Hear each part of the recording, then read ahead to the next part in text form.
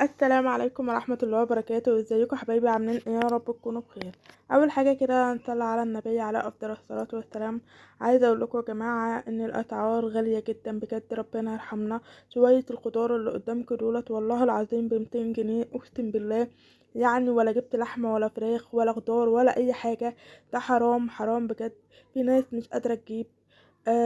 يعني انا عايزه اقول لكم ان البصل ده كانت 3 ب10 بقى ب6.5، يعني الكيلو ونص ب10. الاسعار صعبه جدا. انا جايبه نص كيلو ليمون، جايبه حاجات بسيطه. انا مش هقول لكم ان انا جايبه كميات من كل حاجه فعشان كده دول ب200 جنيه.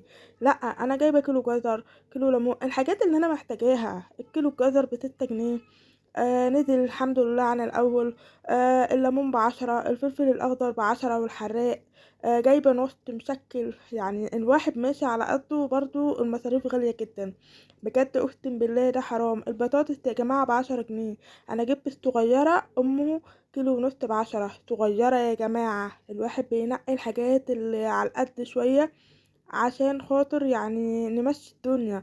بجد الحاجة غالية جدا اقسم بالله. الحاجة غالية جدا. انا لو وريتكم الاسعار يعني حاجات بسيطة جدا. الخيار دوت. اللهم صل على النبي.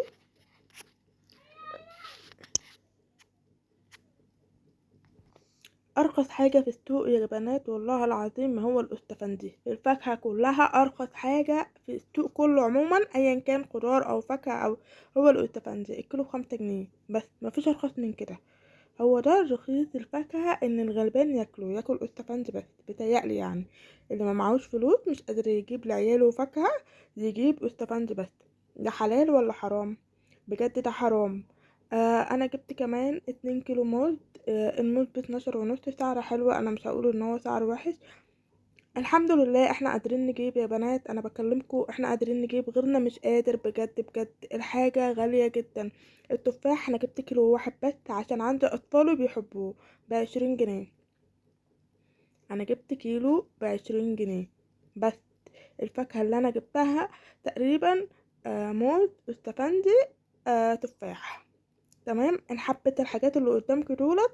انا كنت الاول بجيب كل حاجة 3 ب10. دلوقتي الدنيا غالية جدا. الله يرحمه.